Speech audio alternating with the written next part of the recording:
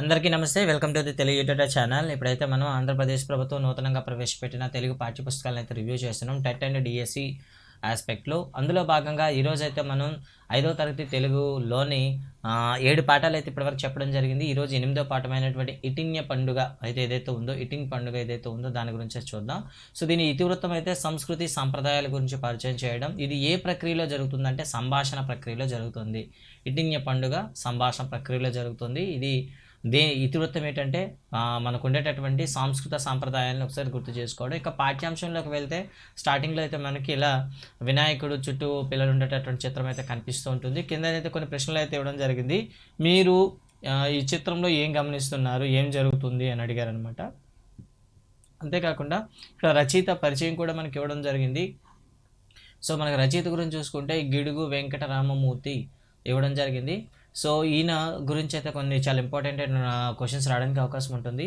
ఆధునిక తెలుగు భాషా ప్రవక్త, ప్రజల జీవితానికి దూరంగా ఉన్న గ్రాంధిక భాష స్థానంలో వాడుక భాషను పట్టం కట్టిన యోధుడు. సో అందుకే మనం ఇతను ఏమని పిలుస్తామంటే వాడుక భాష పితామహుడు లేదా వ్యవహారిక భాషా పితామహుడు అని ఎవరిని పిలుస్తారంటే గిడుగు వెంకటరామమూర్తి గారిని పిలుస్తాం మనం. తన జీవితకాలం వ్యవహారిక భాషా ఉద్యమానికి, గిరిజన విద్యాభివృద్ధికి కృషి చేశారు. సవరల కోసం సవర భాషా మాధ్యమంలో తొలి పాఠశాలను నడిపారు ఇక్కడండి. అంతేకాదు సవర భాషకు సంబంధించి ఒక వ్యాకరణ గ్రంథం కూడా రాశారు ఈయన. సవర పాటలు, కథలను సేకరించి సవర వాచకాలను రూపొందించారు. సవర ఇంగ్లీష్ నిఘంటువును రూపొందించడమే కాక సవర భాషలో మౌలికమైన పరిశోధనలు కూడా చేశారు. సవరల కోసం సవర వ్యాకరణాన్ని కూడా రాశారండి ఈయన. అంతేకాకుండా భారతదేశంలో తొలితరం మానవ శాస్త్రవేత్తల్లో ఒకరు. ఈయన రాసినటువంటి గ్రంథాలు చూస్తే బాలకవి శరణ్యము, ఆంధ్ర పండిత బిషక్కుల భాషాభేషజం అనేవి ఈయన రాసినటువంటి గ్రంథాలు. సో ఈయన రాసినటువంటి ఏదైతే మనకి సౌర భాషలకు సంబంధించినటువంటి చేసిన అభివృద్ధి కార్యక్రమాలను తర్వాత చాలా వరకు ఆదర్శంగా నిలిచాయి. అయితే ప్రస్తుతం మన పాఠ్యభాగం అనేది ఈయన గిరిజనులకు రాసినటువంటి ఒక చిన్న సంఘటన గురించి అయితే ఇక్కడ ఇవ్వడం జరిగింది. ఇక్కడ చూద్దాం. పాఠ్యాంశంలో ఇటింగ్య పండుగని ఇచ్చారు. ఇక్కడ ఇది ఒక సంభాషణగా ఉంటుంది. సో సంభాషణ అంటే ఇద్దరు వ్యక్తులు కానీ లేదా వ్యక్తుల మధ్య జరిగే మాటల విధానం. సో ఇందులో మొత్తం కూడా మనకి ఎలా ఉంటుందంటే కొన్నిసార్లు మనకి ప్రథమ పురుషులోనే కొనసాగుతూ ఉంటుంది అనమాట. ఒకసారి చూద్దాం ఒకసారి.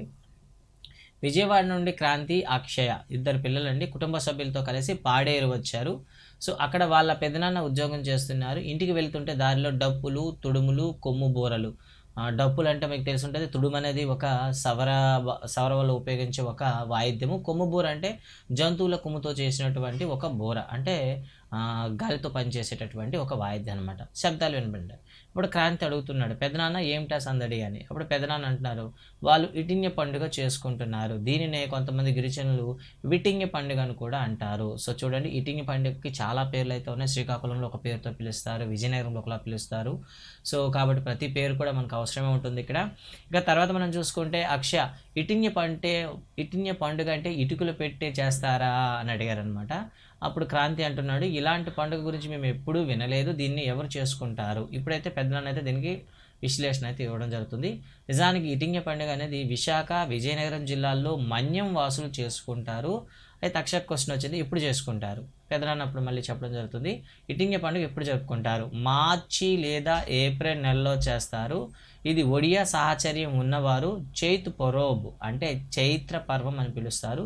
గిరిజన నేతలు అంటే గిరిజనులు కాకుండా మిగతా వాళ్ళు అయితే దీన్ని ఇటుకల పండుగ అని అంటారు. చైత్ పొరోబ్ అంటే ఒరియా వాళ్ళు ఎవరైనా కానీ కలిసి ఉంటే చైత్ర పర్వం అంటే చైత్ పొరోబ్ అని పిలుస్తారు. అదే గిరిజన నేతలు అయితే ఇటుక పండుగ. చూసారా దీనికి ఎన్ని పేర్లు అయితే ఉన్నాయి ఇప్పుడు మీకు. సో చైత్ పొరోబ్, ఇటుకల పండుగ, ఇటింగ్య పండుగ, విటింగ్య పండుగ అని చాలా పేర్లు అయితే ఇక్కడ కనిపిస్తూ ఉన్నాయి. ఇక తర్వాత చూస్తే ఇద్దరు కలిసి పెద్దనాన్న ఆ పండుగ చేసుకునే వారికి దగ్గరికి వెళ్దామా అని ఇద్దరు పిల్లలు కూడా అడిగారనమాట, అక్షయ, క్రాంతి. ఇప్పుడు పెద్దనాన్న అలా అంటూ ఇటింగ్య పండుగ ఎలా చేస్తారో పెద్దనాన్న అని సమాచారాన్ని సేకరిస్తున్నారు. అప్పుడు పెద్దనాన్న ఇలా చెప్పడం జరుగుతుంది, మన మొట్టమొదటి పండుగ ఉగాది జరుపుకుంటాం కదా, అలాగే వారు ఉగాది తర్వాత నవమి మధ్యలో ఈ పండుగను చేసుకుంటారు. అంటే ఉగాదికి నవమికి మధ్యలో జరుపుకునే పండుగ అని అర్థం. ఇక్కడ ప్రశ్న ఉంటుంది. సో నెలలైతే మీకు మార్చి, ఏప్రిల్ అని చెప్తారు. లేదు తిథుల ప్రకారంగా అడిగితే ఉగాది తర్వాత నవమి మధ్యలో జరుపుకుంటారు. వారు మనలాగే 12 నెలలు పేరు పెట్టుకుంటారు. అందులో 4వది బిట్టింగ్ అంటే వాళ్ళు పెట్టుకున్నది, అంటే సవరలో పెట్టుకునేటటువంటి క్యాలెండర్లో 4వ నెలని బిట్టింగ్ అంటారు. మనకైతే చైత్రమాసం అంటాం, ఎందుకంటే ఉగాది మనకు మొదటి నెలలో వస్తుంది కాబట్టి. సో ఆ నెలలో జరిపే పండుగ కాబట్టి దీన్ని ఇటింగ్య పండుగ అంటారు. వాళ్ళు వెసులుబాటును అనుసరించి గ్రామస్తులు ఏం చేస్తారంటే సమావేశం పెట్టుకొని తరువాత శుక్రవారం చాటింపు వేస్తారు. అంటే ఈ చాటింపు కూడా ఏ రోజు వేస్తారంటే శుక్రవారం. ఆ తర్వాత శుక్రవారం నుండి పండుగ ప్రారంభమవుతుంది. సో అప్పుడు అక్షయ అంటుంది, అబ్బా ఆ ఇంటి ముందు గోడల పైన ముగ్గులు, మామిడాకుల తోరణాలు ఎంత బాగున్నాయో. తోరణాలు అంటే ద్వారబంధాలు కట్టేటటువంటి ఒక అలంకరణ, అయితే మామిడాకులతో కడుతూ ఉంటారు. పెద్దనాన్న మళ్ళీ ఇలా చెప్తున్నాడు, పండుగ జరగడానికి ముందు ఇలా అలంకరించుకుంటారు. పండుగ రోజు మన రైతుల మాదిరిగానే నాగలి, మోకు, పలుపుతాళ్ళు, పార, కుంకి మొదలైన వ్యవసాయ పనిముట్లను కడిగి కుదురు అంటే దేవుడికి ఎక్కడైతే ఒక చివరిలో మనం కూర్చోబెడతామో అలా వీళ్ళు కూడా ఏం చేస్తారంటే అన్ని వస్తువులను ఒక దగ్గర పెట్టి పూజ చేస్తారు. అంటే దేవుని పూజించేటప్పుడు మనకేం చేస్తాం, ఈశాన్య మూల ఒక చిన్న ఎత్తులో పెట్టి దాన్ని పూజిస్తామో అదేవిధంగా వీళ్ళు కూడా వీళ్ళ యొక్క సామగ్రిని పెట్టి కూడా పూజ చేస్తారట. పెదనాన్న అదేంటది గిన్నెలలో ఒకరికొకరు ఏదో ఇచ్చిపుచ్చుకుంటున్నారు అని ప్రశ్న అడిగారు. అప్పుడు పెదనాన్న అంటున్నారు, అవును క్రాంతి, మామిడి కాయలను ఇంటికి తెచ్చి వాటిని ముక్కలుగా కోస్తారు, బియ్యంతో ఆ ముక్కలను కలిపి వండుతారు, దాన్ని బోనం అంటారు. సో బోనంలో ఏమేమి పదార్థాలు ఉపయోగిస్తారు, మళ్ళీ ఇక్కడ కూడా ప్రశ్న. మామిడికాయ ముక్కలు బియ్యంతో కలిపి వండుతారు, దాన్ని బోనం అంటారు. ఆ బోనం నైవేద్యంగా దేవునికి సమర్పిస్తారు. తర్వాత నైవేద్యం అన్నం, కూర, వంటలు మొదలైనవి ఇరుగు పొరుగు వారు బంధువులతో ఒకరొకరు ఇచ్చిపుచ్చుకుంటారు అని ఇవ్వడం జరిగిందనమాట. ఇంకా అక్షయకు వచ్చిన సందేహం, ఆ తర్వాత ఏం చేస్తారు, తర్వాత వచ్చేది రొడ్డ కునుసు. రొడ్డ కునుసు అంటే ఏమిటి అంటే ఇక్కడ ప్రశ్న. రొడ్డ అంటే మామిడి, సీతాఫలం మొదలైన ఆకులండి, అంటే మామిడి సీతాఫలమైన ఆకులు. కునుసు అంటే ఊరేగింపు, అంటే మామిడి లేదా సీతాఫలమైన ఆకులతో పాటు వీళ్ళు ఏమవుతారంటే ఊరేగుతుంటారు. అంటే 2 రోజులు ఆకులు కట్టుకుంటారు, తలకు పక్షి ఈకలు కట్టుకుంటారు, ముఖంపై నలుపు తెలుపు రంగుల చారలు పూసుకుంటారు, రంగులు బూడిద కలిపిన నీరు వెదురుగొట్టాల నింపి ఒకరిపై ఒకరు జల్లుకుంటారు. పనసకాయలను జంతుతల ఆకారం చేస్తారు, దానిపైకి బాణాలు వేస్తూ ఆడుతూ పాటు శంకు దేవుని దగ్గరకు వెళ్తారు అని ఇవ్వడం జరిగిందనమాట. సో కాబట్టి ప్రశ్న, సౌరవ వాళ్ళు ఏ దేవుడి కోసం ఈ రొడ్డ కునుసు చేస్తారు అంటే శంకు దేవుని కోసం అనమాట. ఓకేనా. మరి ఈ రొడ్డ కునుసు అంటే ఊరంతా కలిసి చేసే ఒక ఊరేగింపు అని అర్థం, గుర్తుపెట్టుకోండి. రొడ్డ కనుసు అంటే ఊరేగింపు, అంటే చెట్టు ఆకులను కట్టుకొని ఊరేగింపే విధానాన్ని రెడ్డ కనుసు అంటారు. ఇక తర్వాత మనం చూసుకుంటే పెద్దనాన్న అంటుంది, అంటే శంకుదేవుని కొరకు ప్రతి ఇంటి నుండి గుప్పెడు చొప్పున విత్తనాలు, బియ్యం సేకరిస్తారు. గుడి దగ్గర బియ్యం వండి నైవేద్యం పెడతారు, విత్తనాలు కొన్ని గుడి చుట్టూ చల్లుతారు, మిగిలిన విత్తనాలు వారం రోజుల తర్వాత ఇంటింటికి పంచుతారు, అవి వారి విత్తనాల్లో కలుపుకుంటారు అని ఇవ్వడం జరిగిందనమాట. ఇక తర్వాత చూస్తే 3 నుండి 6 రోజులు ఏదో ఒక రోజు గ్రామస్తులంతా వేటకు వెళ్తారు. వేటకు వెళ్ళిన వారిని వరసైన వారు ఎగతాళి చేస్తారు, వేట సాధించిన వారికి ప్రత్యేక గౌరవం ఉంటుంది అని ఇవ్వడం జరిగిందనమాట. అంటే 3 నుండి 6 రోజులు ఏదో ఒక రోజు వేటకు వెళ్తారు ఈ ఈటింగ్ పండుగ రోజు. సో అంతే. 7వ రోజు ఏం చేస్తారని అక్షయ్కి సందేహం రాగానే చివరి రోజున మారు ఇటింగ్ లేదా మారు ఇటింగ్ అంటారు, చూసారు కదా. మారు ఇటింగ్ లేదా నూరు ఇటింగ్ అని పిలుస్తారు. ఆ రోజున దారికి అడ్డంగా వెదురు బొంగు కడతారు, వెదురు గొట్టాలలో వచ్చిపోయే వాళ్ళపైన నీళ్లు చల్లుతారు, వెదురు కర్రలకు తాళ్లకు కట్టి ఉయ్యాలలు చేసి ఊగుతుంటారని ఇవ్వడం జరిగింది. అంటే 7వ రోజు ఏం చేస్తారంటే ఎదురు కర్రలు కట్టి ఉయ్యాలు ఊగుతారు, అంతేకాకుండా వచ్చేపోయాల పాలన నీరు చల్లుతారు. సో చాలా బాగుంది పెద్దనాన్న వీరి పండుగ అంటూ అక్షయ క్రాంతి చెప్పగానే పెద్దనాన్న చెప్తున్నారు. అవును, మన రాష్ట్రంలో రాయలసీమలో కూడా కొన్ని పండుగలు, కోస్తాల్లో కొన్ని పండుగలు ప్రత్యేకంగా జరుపుకుంటారు. అలాగే గిరిజన ప్రాంతాల్లో కూడా రకరకాల పండుగలు జరుపుకుంటారు. ఇవి వారి సంస్కృతి సాంప్రదాయాలకు ప్రతీకలు అని అయితే ఇక్కడ చెప్పడం జరిగింది. ఇదండి పాఠంలోని విషయాలు. అయితే ఇక అర్థాల గురించి చూద్దాం. తుడుము అంటే గిరిజనుల వాయిద్యాల పరికరం, కుమ్మబోర అంటే కుమ్మతో తయారు చేసిన బోర. ఇక సందడి అంటే పండుగ రోజు అందరూ కలిసిమెలిసి తిరగడానికి సందడి అంటారు. మొక్కుబడులు అంటే భగవంతుని చెల్లించే ముడుపులు అనమాట. తోరణం అంటే గుమ్మాలకు మామిడాకులతో కట్టే దండ. కుదురు అంటే కుండలు కదలకుండా నిలిపే గుండ్రని అమరిక. హేళన అంటే ఎగతాళి. తిమ్సాకోయ్ అంటే గిరిజన నృత్యాలు. అటక అంటే చిన్న మిద్ది. రొడ్డ కునుసు అంటే గ్రామ ఊరేగింపు. సో ఇక్కడ ఈ రొడ్డ కునుసు పైన మనకు రావడానికి అవకాశం అయితే ఉంటుంది. ఇక తర్వాత చూస్తే చదవండి, వ్యక్తపరచండి అనేవి విద్యార్థులకు సంబంధించి కొన్ని ఇవ్వడం జరిగింది. గణతంత్ర దినోత్సవం జరుపుకోవడానికి పిల్లలు బడికి అందంగా ముస్తాబు చేశారు. వారి వారి తరగతులను రంగురంగుల కాగితాలతో అలంకరించారు. గుమ్మాలకు తోరణాలు కడతారు. తరగతి గదుల లోపల బయట ముగ్గులు వేస్తారు. అయితే మనకి రిపబ్లిక్ డే ఎప్పుడు జరుగుతుందంటే జనవరి 26. సో ఇదండి గణతంత్ర దినోత్సవం సంబంధించి. దీనిపైన పిల్లలు కొన్ని ప్రశ్నలు అయితే అడగడం జరిగింది. ఇక మనకు అవసరమైన టాపిక్ అయితే మీకు ఆలా కనిపిస్తుంది. సో వీటిపైన చూద్దాం సరే. మనకి పండుగల్లో దసరా ఒకటి.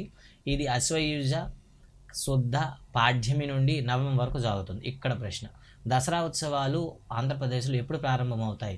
ఆశ్వయుజ మాస శుద్ధ పాడ్యమి నాడు స్టార్ట్ అయ్యి నవమి వరకు 9 రోజులు కొనసాగుతాయి. 9 రోజులు చేస్తాం కాబట్టి వీటిని దేవీ నవరాత్రులు అంటారు. జగన్మాత అయిన దుర్గాదేవి మహిషాసురుడైన రాక్షసునితో 9 రోజులు యుద్ధం చేసి దశమి రోజు విజయం సాధించింది అంటారు. అందుకే ఆ 10వ రోజుని విజయదశమి అంటారు. ఈ పండుగలో శక్తి ఆరాధనకు ప్రాధాన్యత ఇస్తుంది. ఈ పండుగ రోజుల్లో దేవికి ఒక్కొక్క రోజున ఒక్కొక్క అలంకారంతో పూజలు చేస్తారు. విజయదశమి నాడే రాముడు రావణాసురునిపై విజయం సాధించాడని కూడా ఒక ప్రతీక అయితే ఉంది. అజ్ఞాతవాస సమయంలో జమ్మి చెట్టుపై ఉన్న ఆయుధాలు పాండవులు తిరిగి తీసుకున్న రోజు కూడా విజయదశమి. అంటే ఇక్కడ మనకి 3 సంఘటనలు అయితే కలిపి ఉన్నాయన్నమాట. ఒకటి, మనకి 9 రోజులు యుద్ధం చేసేటప్పుడు విజయం సాధించిన రోజు, అదేవిధంగా రాముడు తిరిగి వచ్చిన రాముడు రావణాసురుని చంపిన రోజు, అదేవిధంగా పాండవులు తమ ఆయుధాలను తిరిగి పొందిన రోజు కూడా ఒకటే.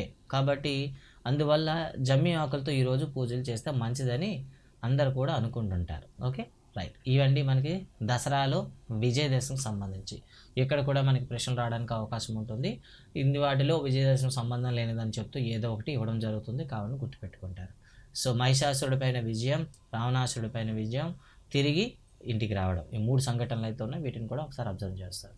ఇక తర్వాత మనం చూసుకుంటే కొన్ని జంట పదాలు అయితే ఇవ్వడం జరిగింది. సో నిత్యం మనం మాట్లాడుకునేటప్పుడు చాలా జంట పదాలు అయితే వాడుతూ ఉంటాం. వాటిని ఇక్కడ ఇవ్వడం జరిగింది, ఒకసారి చూడండి.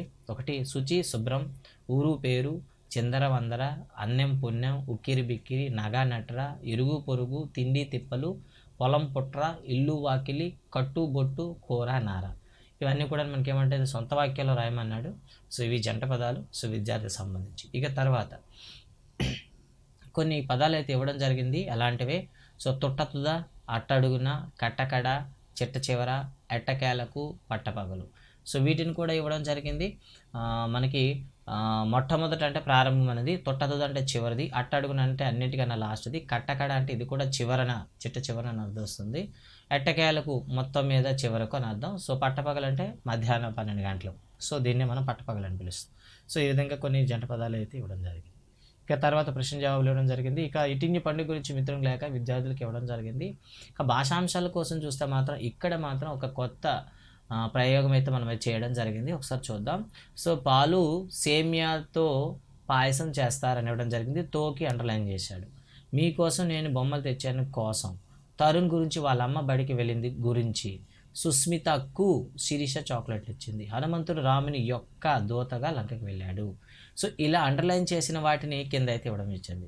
వాక్య పదాల మధ్య సంబంధాన్ని ఏర్పరుస్తున్నాయి. ఇలాంటివి అర్థాన్ని ఇవ్వకుండా వాక్యాలలో ఉండే పదాల మధ్య సంబంధాన్ని ఇస్తాయి కాబట్టి వీటిని విభక్తి ప్రత్యయాలు అంటారని ఇవ్వడం జరిగింది. ఈ మొత్తం 8 ఉన్నాయి, వాటి గురించి ఇవ్వడం జరిగింది. అంటే విభక్తి ప్రత్యయాలు లేకపోతే అసలు వాక్యానికి పూర్తిగా అర్థమైతే ఉండదన్నమాట. ఉదాహరణకి ఇక్కడ మనకి ఇవ్వడం జరిగింది, చూడండి. డు, ము, ఊలు ప్రథమ విభక్తి, నిన్, నున్, లన్, కూర్చి గురించి ద్వితీయ విభక్తి, చేతన్, చేన్, తోడన్, తోన్ తృతీయ, కొరకొన్, కై చతుర్థి, వర్ణన్, కంటెన్ పట్టి పంచమి, కిన్, కున్ యొక్క లోన్ లోపల షష్ఠి, అందున్నన్ సప్తమి, ఓరి, ఓయి, ఓసి సంబోధన ప్రథమ విభక్తి. వీటిని మనకి ఎగ్జామ్లో ఇవ్వడానికి 99% మనకి ఛాన్స్ ఉంటుంది వీటిపైన క్వశ్చన్ రావడానికి. కాబట్టి వీటిని నెగ్లెక్ట్ చేయవద్దు. కింద ఒకసారి చూద్దాం. శ్రీకాకుళం, అది ఇక్కడ చూడండి, ఊరిలో ఇటింగ్య పండుగ చేసుకున్నారు.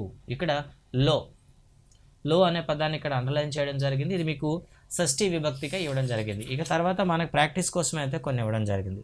శ్రీకాకుళం డాష్, దీన్ని మామిడి టెంక పండుగ అంటారు. సో శ్రీకాకుళంలో ఇటింగ్య పండుగని శ్రీకాకుళంలో మామిడి టెంక పండుగ అంటారు. నిజానికి ఇది విభక్తి ప్రత్యేక క్వశ్చన్ కాదండి, డైలీ క్వశ్చన్ కూడాను. సో రెగ్యులర్ బేస్లో కూడా ఈ క్వశ్చన్ అడగవచ్చు. ఇటింగ్య పండుగని శ్రీకాకుళంలో ఏమని పిలుస్తారు? మామిడి టెంక పండుగ సో అంటారు. సో లో ఉందండి మనకైతే, ఇప్పుడు మనకు తెలుసు కదా, కిన్, కున్ యొక్క లోన్ లోపల అయితే దాన్ని షష్ఠి విభక్తి అని పిలుస్తాం. ఇది కూడా షష్ఠియే. తర్వాత ఇటింగ్య పండుగ చేత్ పొరోబ్ అని కూడా పిలుస్తారు. అయితే దీనికి పేరును మార్చారు కాబట్టి ను. ఇటిన్య పండుగను చైతు పొరోబ్ అని కూడా అంటారు. సో ను వచ్చింది కాబట్టి దీన్ని మనం ఏమని చెప్తాము, ఒకసారి ప్రత్యయాల్లో చూడండి ఒకసారి. నిన్ను లన్ కూర్చి గురించి కాబట్టి ద్వితీయ. సో ద్వితీయ విభక్తి ప్రత్యయం అని పిలుస్తాం దీన్ని, ద్వితీయ. తర్వాత ఈ పండుగ విజయనగర ప్రాంతంలో చేస్తారు. సో ఇక్కడ చూడండి, ఇక్కడ మనం ప్రాంతంలో పెడతాం, లోన్ కాబట్టి మళ్ళీ అగైన్ షష్ఠి. మంచి పుస్తకం కన్నా మంచి మిత్రుడు లేడు కండి కదా. సో దాన్ని ఏమంటాం, కంటే అని రాద్దాం. కంటెన్ వలనని బట్టి ఒకసారి చూడండి, ఇక్కడ మనం చూసుకుందాం. ఇక్కడ వలనని కంటెంట్ బట్టి మీకు పంచమి కాబట్టి ఇక్కడ పంచమి విభక్తి వస్తుంది ఇది. తర్వాత ఇక్కడ చూడండి, మట్టితో బొమ్మలు చేయవచ్చు, తోడంతో. సో మనకి తృతీయ వస్తుంది. సో తృతీయ చెక్ చేసుకోండి, తోడంతో ఒకసారి. చేతన్ చేయని తోడంతో, సరే తృతీయ విభక్తి. ఇలా మనకి ఎగ్జామ్లో మనకి ఏమవ్వచ్చు అంటే ఈ తరహా ప్రశ్నలు అడగడానికి ఛాన్సెస్ అయితే ఉంటాయి. సో బెటర్ ఎగ్జాంపుల్ ముందు కంఠస్థ పెట్టేయండి అందరూ కూడా, బెటర్. ఇక తర్వాత తేనెకన్నా మధురం రా తెలుగు అంటూ ఆరుద్ర గారు రాసినటువంటి ఒక పాట అనేది మాసాంతరం పాటలు ఇవ్వడం జరిగింది, గుర్తుపెట్టుకుంటారు. తేనెకన్నా మధురం రా తెలుగు, తెలుగుదనం మా కంటి వెలుగు, తెలుగుగడ్డ పోతులగడ్డ ఎంత చూడండి అంటూ ఇవ్వడం జరిగింది. సో తెలుగుగడ్డ పోతుగడ్డ ఎంత పచ్చన, మా తెలుగు గుండెల్లో స్నేహం ఎంత వెచ్చన అంటే ఇవ్వడం జరిగింది. ఈ పాట గురించి అడుగుతారు. తేనె కన్నా మధురం రా తెలుగు అనే పాటను రాసింది ఎవరు, ఆరుద్ర గారండి, గుర్తుపెట్టుకుంటారు. ఇక తర్వాత సవర భాషలోనే ఒక పాట ఇచ్చి దానికి తెలుగులో ఇచ్చాడు. ఇది కూడాను అభ్యర్థులను ఇబ్బంది పెట్టాలంటే 99% ఇక్కడ మీకు ఇబ్బంది పెట్టడానికి అవకాశం ఉంటుంది. సో డైడై మామాలే అంటే సవర భాషలో, తెలుగులో చందమామ అని అర్థం.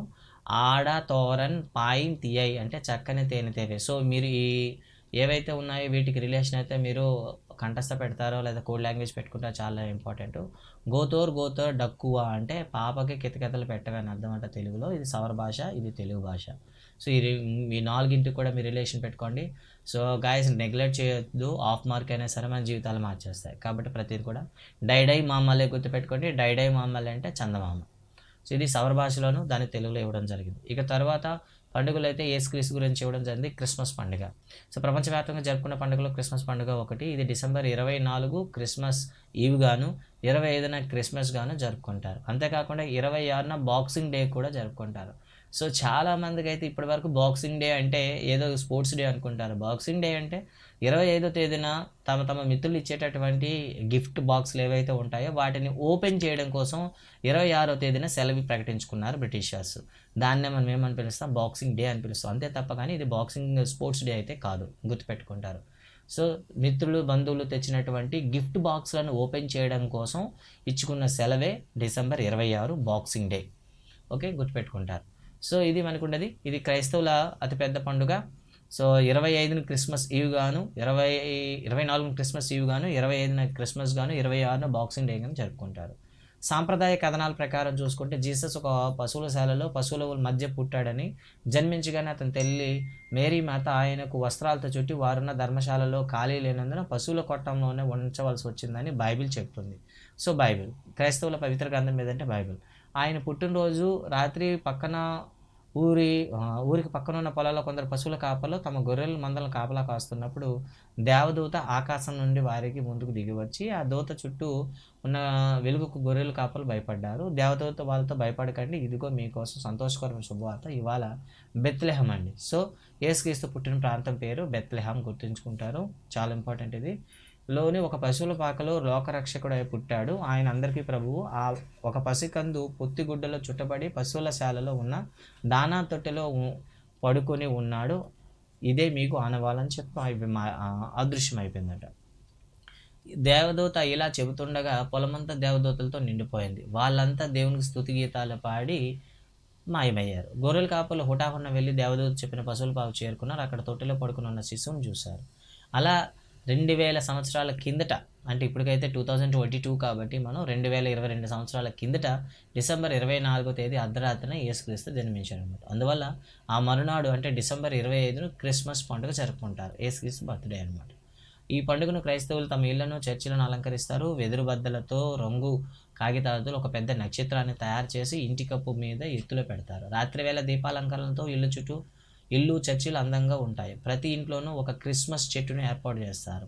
ఇది ఈ పండుగ ప్రత్యేకత. ఈ చెట్టును రంగురంగుల కాగితాలతోనూ కాగితపు నక్షత్రాలతోనూ చిగురు గంటలతోనూ చిన్న చిన్న గాజు గోళీలతోనూ అలంకరిస్తారు. క్రిస్మస్ రోజున బంధువుల ఇళ్లకు మిత్రుల ఇళ్లకు వెళ్ళి ప్రేమాభిమానాలతో క్రిస్మస్ శుభాకాంక్షలు చెప్పుకుంటారు. ఇదండి ఈ పాఠం యొక్క ముఖ్య విశేషం. సో క్రిస్మస్ గురించి అందరికీ తెలిసే ఉంటుంది. అయితే ఒకటి యేసుక్రీస్తు పుట్టిన ప్రదేశం, అదేవిధంగా క్రైస్తవుల పవిత్ర గ్రంథం, రెండు గుర్తుపెట్టుకోవాలి. సో ఇది గైస్, ఈ పాఠం మీకు ఎలా అనిపించింది, వీడియో ఎలా అనిపించింది? సో మీకు నచ్చినట్లయితే లైక్ కొట్టండి అండ్ యూస్ఫుల్ అనుకుంటే మీ ఫ్రెండ్స్ అందరికి షేర్ చేయండి. ఛానల్ సబ్స్క్రైబ్ చేసుకోండి. మా యొక్క మరిన్ని వీడియోస్ కోసం బెల్ ఐకాన్లో ఆల్ నోటిఫికేషన్ని ఎనేబుల్ చేసుకోండి. Thank you very much. జై హింద్.